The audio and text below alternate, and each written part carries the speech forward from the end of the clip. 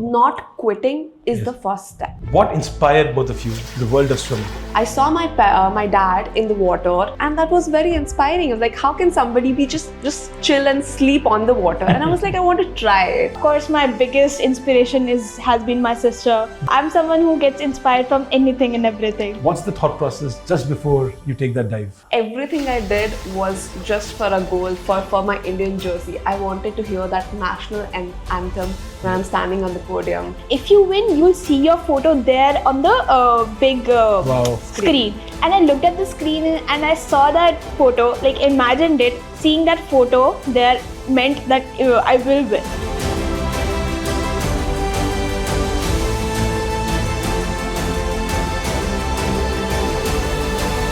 Today I have with me two super accomplished sisters from Faridabad, Devanshi and Divya Satija. Both of them swimmers and have represented the country at the highest level. Devanshi is a para swimmer and competes in the S10 category. In 2018, she became the youngest medalist at the Asian Para Games and since then has brought laurels to the country many times. Divya, on the other hand, competes in the able-bodied category and is the national record holder for the 50 meters butterfly category. She has also represented the country in many tournaments and has brought a lot of medals to the country. Together, they represent a powerful force in the world of swimming and I'm very happy to be speaking to them today. Hi Devanshi, hi Divya. Welcome to the Blue Rising Podcast. I'll start with both of you. What inspired both of you to the world of swimming? How did you end up being a swimmer? I saw my dad in the water. He was lying in the just lying. He just used to go on Sundays for relaxing, and that was very inspiring. I was like, how can somebody be just chill and sleep on the water? And I was like, I want to try it. And this is how I just joined summer vacation. During my summer vacation, the camp, we usually have the swimming camps and all those. How old were you when you started swimming? I was like 10 years old. Wow, okay. And then and this is how I just started winning medals, and that was my inspiration. Like when you win a medal and you really want to like further do better. Yeah. So my improvement was my inspiration.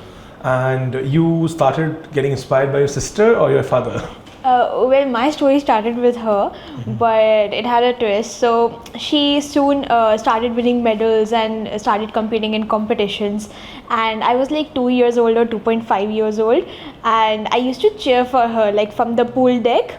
And one day I was cheering for her from the pool deck on the deep side. I was like, go fast, go Didi. And I accidentally fell into the pool. Oh, wow. And my mom, dad weren't around actually. Wow. And But did she rescue you? well, she was actually swimming. It was a competition and no one really noticed that like a tiny kid fell in. Wow. And by the time people noticed, the competition got over. I somehow like paddled and came up to the water. Wow. And how old were you? I think I was 2.5 years old. Wow.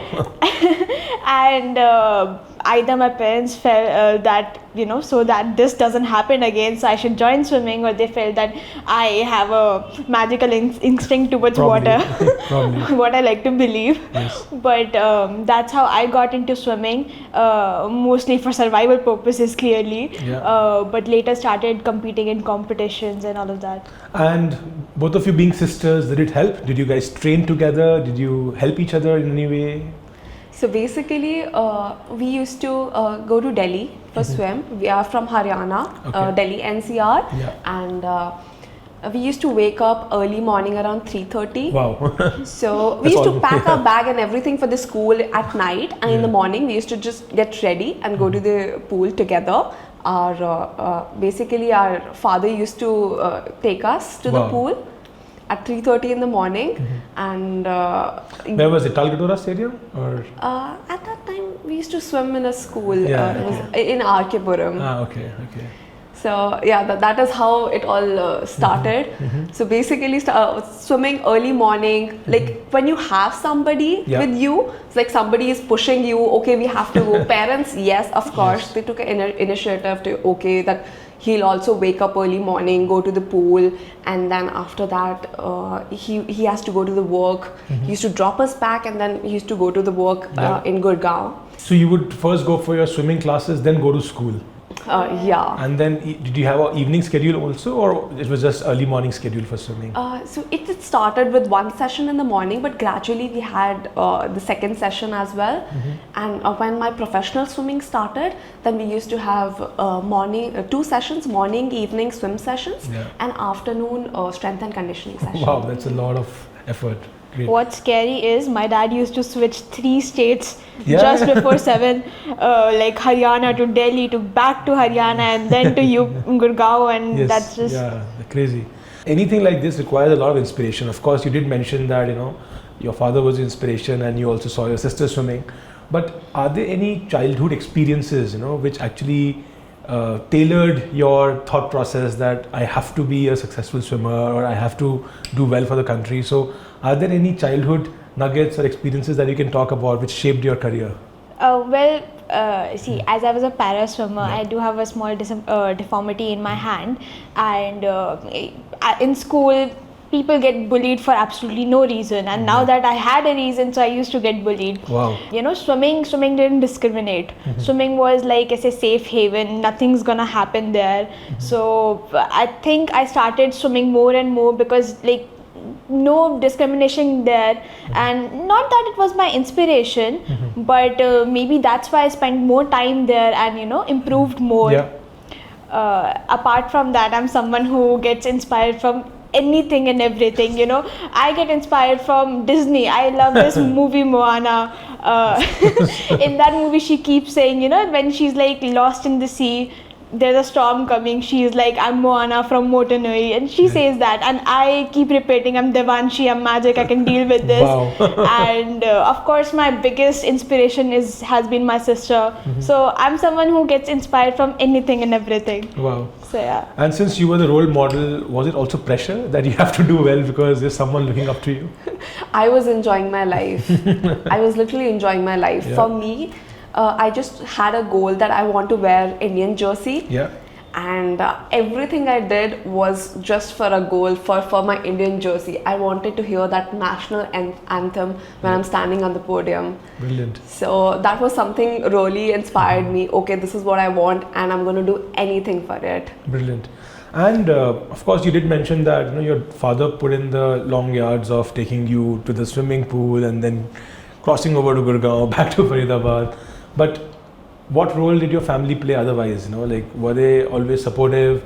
Were there doubts that it's difficult to make a career in swimming, so पढ़ाई should not be compromised, कि पढ़ना बहुत ज़रूरी है, and swimming तो चलती रहेगी. So how did you guys come up with a thought process कि दोनों कर सकते हैं या एक ही करना है? How was that conversation in the household? Mama was always towards like पढ़ाई बहुत important है, सब कुछ पढ़ाई है, पढ़ाई नहीं किया तो खेल के आप कुछ नहीं कर सकते.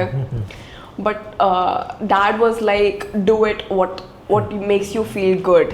जो करना चाहते हो उसको 100% करो. मतलब half-hearted कुछ नहीं करना है. जो भी करना है उसको 100% देना है. And of course, Mama never let me leave my पढ़ाई. Papa always pushed me कि okay, Khelo. So was it added pressure or you were able to balance it? I think that was the fun. If I was just studying, then it would be a pressure. If I was just swimming, then it would be a pressure that I have to be the best. Yes. But then I always had something with me, like a backup. Who was the better student between the two of you? पढ़ाई में कौन better था? I don't know. We both. I mean, I also got in my 12th. I got in 90s. Wow. She also was always in 90s. Oh wow! So you were really good at studies, not just getting by. We had such similar lives. Like God didn't even was like photocopy karo, bas ho gaya. We are not doing it again. We have done everything same. And like she was mentioning that same school as well. Like same school, same college, everything same. So she was mentioning that how my dad doesn't do anything half-hearted, and I just remember this story. Once it was raining, and I like to make paper boats. When it's raining and there is water. Wow. And I asked my dad for the help, like how to make the paper boat, and he was like, no, not with this normal paper. We need butter paper because this will melt. I'm like, I just want to play. Come on. Wow, that's interesting. When you were traveling for swimming competitions, did your parents accompany you? Either of them, did they get a chance to see you get medals for the country? Or? Yeah, they were always there. Someone was always there. Of course, if dad has office work, then my mom would be there. Otherwise, if he gets time, he'll take off and will join us. And I mean, during her time, of course, she had 3 people. Yes. So, was there a time when both of you were competing at the same time for the country, or or similar time the competitions were there, and then your parents had to choose कि कौन कहाँ जाएगा, या कभी ऐसा नहीं हुआ साथ में?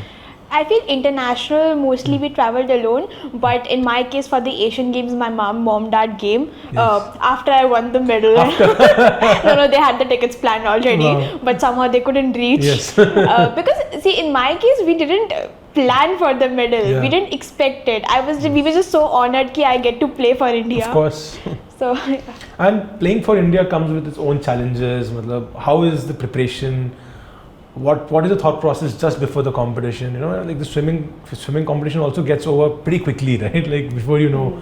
So what's the thought process just before you take that dive? So I just prepare myself mentally. Like I know what is gonna happen. Yeah. I mean, everything is there's nothing new. So it's like I know. I always visualize everything. Okay. How I'll be standing on the block, how my dive would be, how my underwater I'm gonna go my underwater, how many strokes I'm gonna take, how I'm gonna finish, how many breaths I'm gonna take. Everything is just pre-planned. Yeah. What is happening there is just that repeating, So it's already and planned. Does it generally go to the plan, or whatever you visualized, or they have to be like last minute changes in the pool, or how do you deal with something which is not going as per the plan? So basically, when it comes to event, Yeah. I just do it everything in a similar way. Yeah. Like if something different, if there is a different, it's all about the anything is wrong, it's here. So I've always wondered, in swimming, do you get impacted by how your competitor is swimming, or is just your own thing and you don't care about people behind or ahead of you? You learn that with every competition. Yes, in the beginning I used to be very scared. Okay, if I'm competing with somebody I get inspired with, and they matters to me a lot. I used to get scared. I mean, the anxiety and everything. But it's just not how physically strong you are. It's more about how mentally strong you are, and how your body deals at that particular moment. So for that you need to prepare yourself. I have done many mistakes. Okay, at every competition I have learned.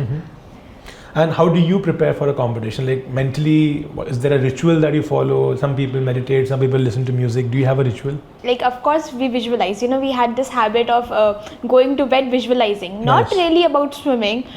We were kids, we used to visualize about houses of chocolate and a slide to the pool and all of that. But that's how we got into a habit of visualizing.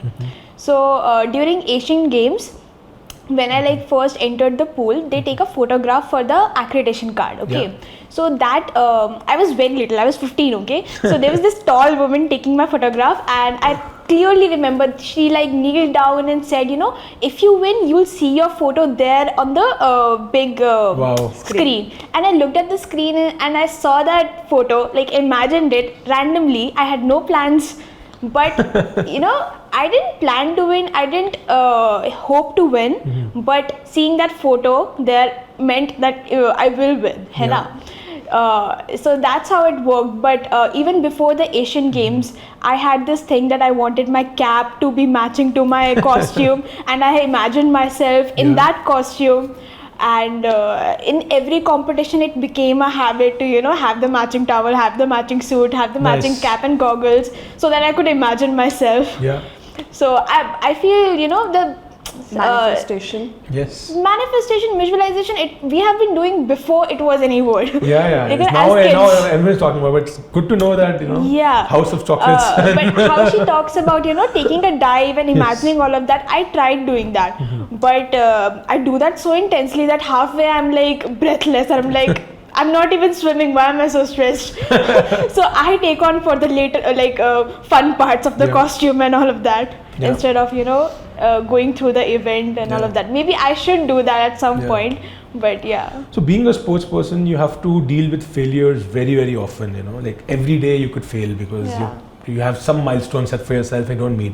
So how do you recover from failures? What's your way of dealing with failures? And again, being siblings in a similar sport, does it help by talking to each other? So कैसे करते हैं आप लोग इसको? Not quitting is the first step. Yeah. It's like just. But does that thought come ever कि यार छोड़ना ज़्यादा आसान है मतलब?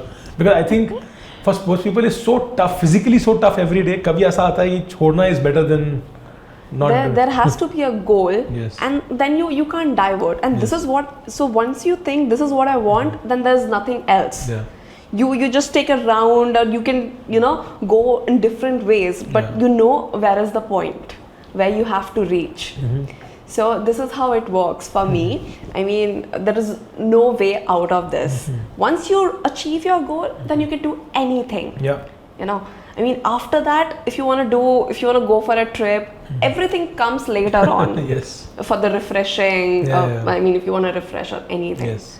But गोल है तो गोल है, उसके सिवा कुछ नहीं है. Yeah. I mean, I imagine myself wearing Indian jersey, and of course I had a lot of failures. I mean, I wanted to. First, it started with, I got selected for the World School Games as a kid when I was in class 12th. Yeah. I got this. Once there was an announcement in the school that Divya Satija has qualified for the World School Games. Wow. And I was like, oh wow, I've qualified for the World School Games and I'm going to go there. I mean, my dream, it's like a dream come true thing that, okay, I'm going to wear the jersey. So it happened in 2012. No, it happened in 2011 first. And that time I had my pre-boards. Yeah. So Mama, as I told you, so Mama you was always... went for the World School Games, came back and scored 90% in your boards. No, that didn't happen. So since Mama was like, studies first, वो सब होता रहेगा. Oh wow. पढ़ाई के साथ कुछ नहीं करना. So I sat for my pre-board exams and I didn't get a chance to... Oh, so you passed that opportunity. Wow, you didn't end up going for the World School Games. Yeah. So when was the first time you represented the country? That was in 2019. Okay, when as a senior pro. Yeah, so I missed World School Games. Yeah. And then when I was in college, again I got that, so basically you get into World School Games once you qualify for you win a medal at school nationals. So my first medal was in 2011 at school nationals. Yeah.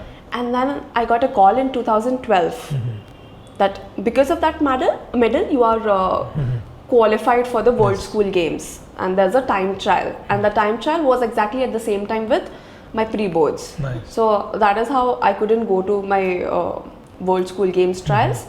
And the another chance, again I won medal in 2012 for the World School Games. I won a medal in school nationals, and again I got qualified for the trials, but at that time I was already in college. Okay. So again I missed the chance. So this thing was always there. Yeah, that you have to represent the country. Yeah. Brilliant. But after my... So sometimes it takes 7-8 years to fulfill your dream and you have to be at it. Yeah. Exactly. And you ended up being the youngest medalist, at the Asian Games. So how did it happen? Do you remember the game? And what was the day like? What was the feeling like? Yeah, I told you I first entered the pool. I remember all of that, but we never hoped for the medal. We never expected the medal, and when I did win the medal, I didn't know it was a big deal. Trust me, I was like, it's a medal, that's it.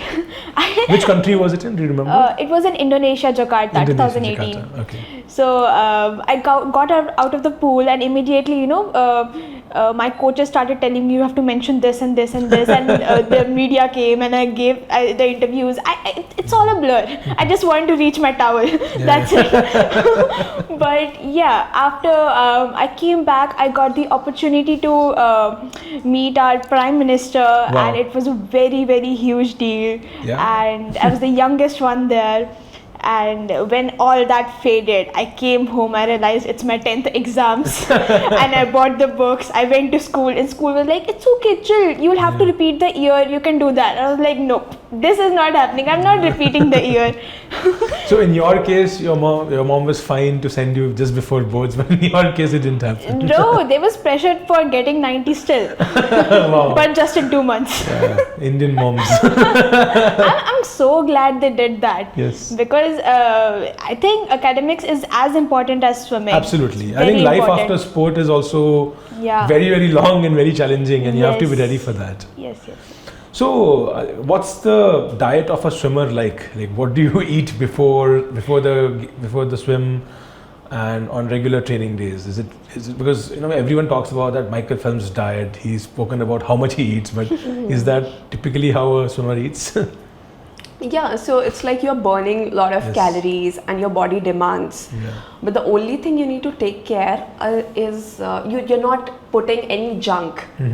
So one of the dietitian, sports nutritionist, he always give example, you can't put a normal petrol in a Ferrari, okay? So your body is very important for you. You have to put the right things. If you want to drive a Ferrari, then you have to maintain it that way. Yeah, brilliant.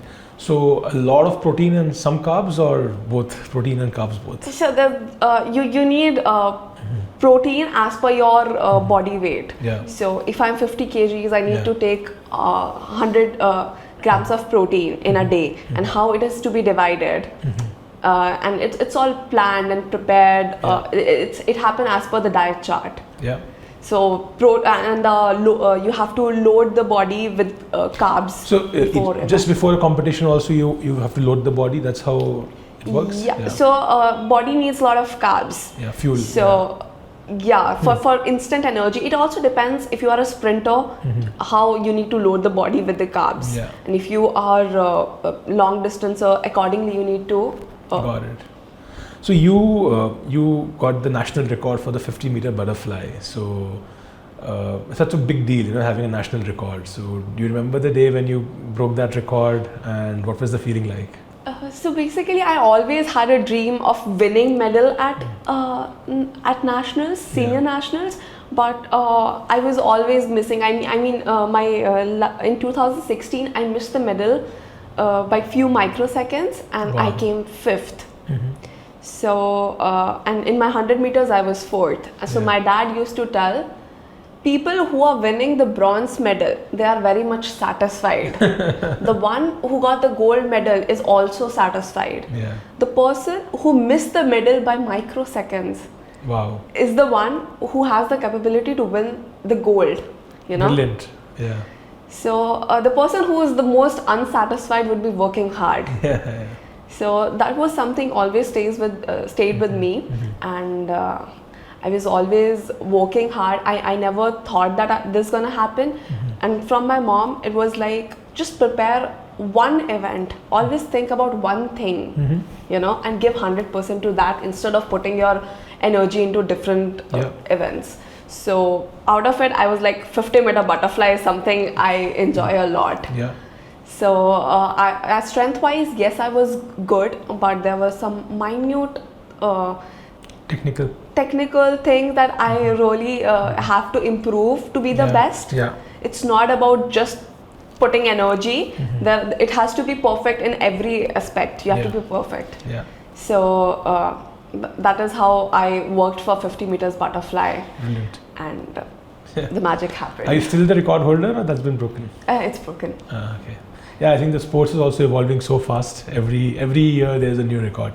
But on that note, do you think that the ecosystem in the country for para athletes has improved in the last few years? Has that improved at all?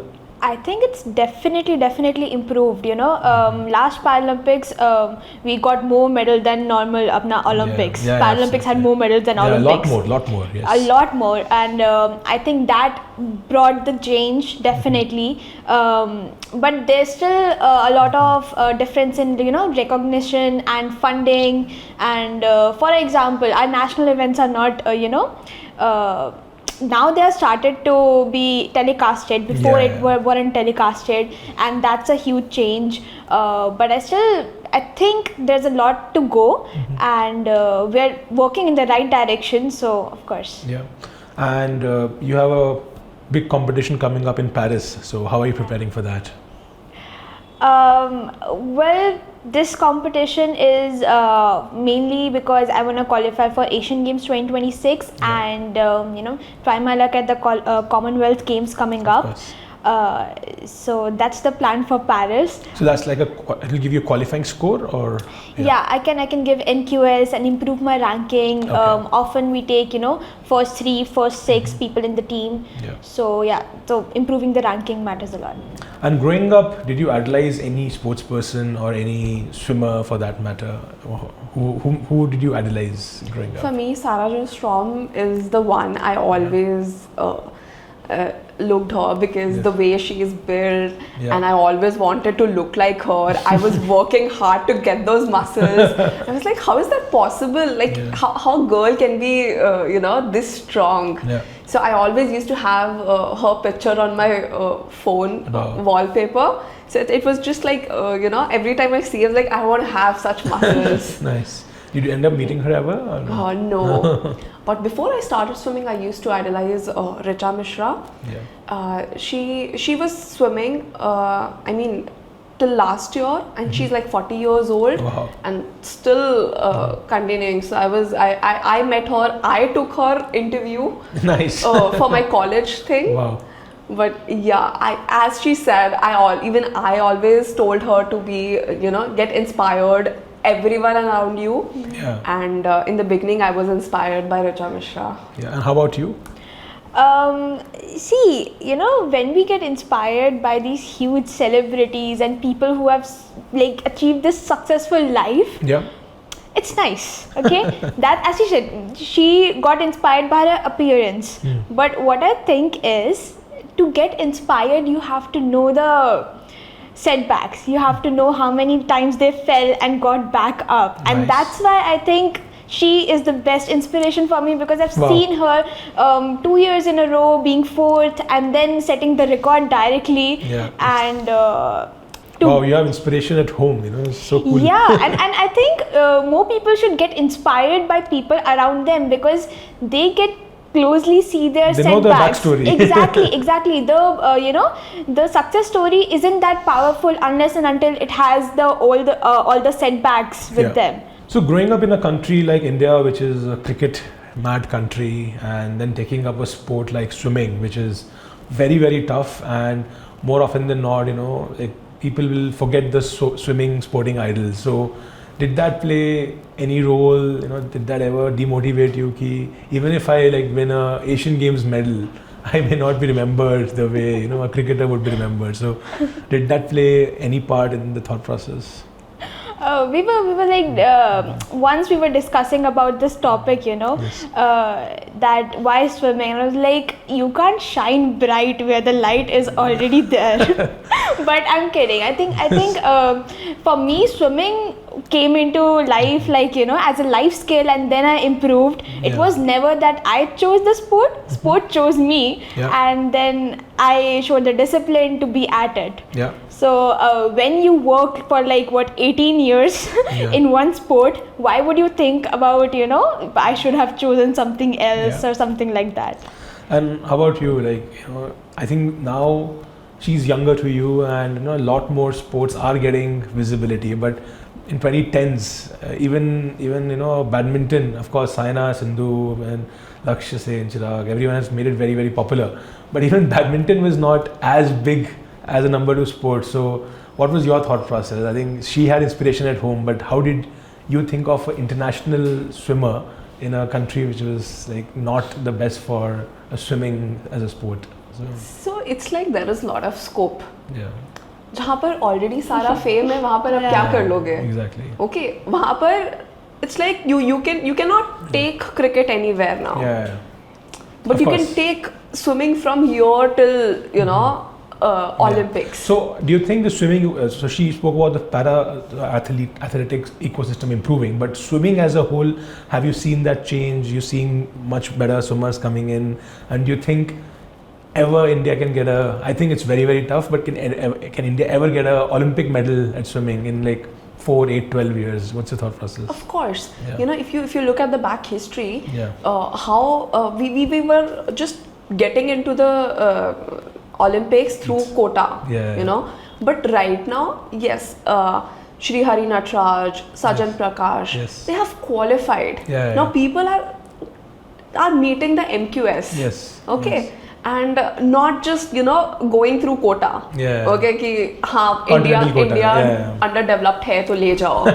But we are improving. Yeah. And somebody has to start. Somebody has to set new records. When I went 28.64, the national record at that time was 29.01. Somebody was supposed to get into 28. Then after I got, there were n number of people.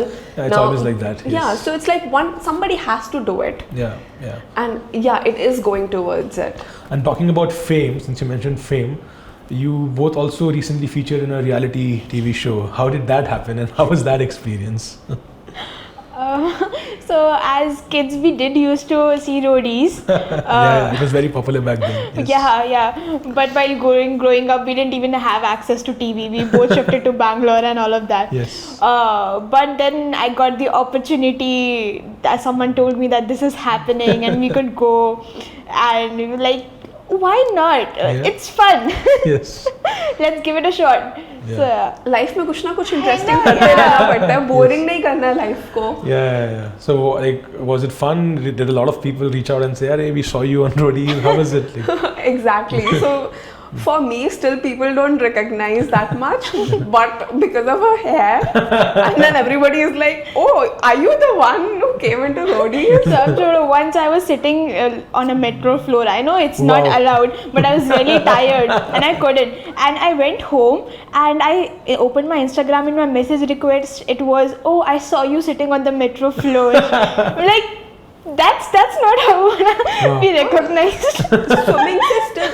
Swimming se there's a group of Yes. people, okay, Yeah. who would know, okay, they are the swimmer, and getting into that, Yeah. getting into roadies were like, now people know that we are swimmers, Yes. and Yeah, that's the best part. Yeah. So, if a young kid's parents approach you now, on advice on swimming, and someone wanting to make a career in swimming, what would your advice be to them? Oh, I am actually working towards it. I usually take sessions like in Oh, you do? Faridabad. Nice. Sessions in the sense, it's like I always motivate people. Like, you should take up any sport. It's not like I will push you to get Yeah. into swimming, but you should have some sports Yeah. with you.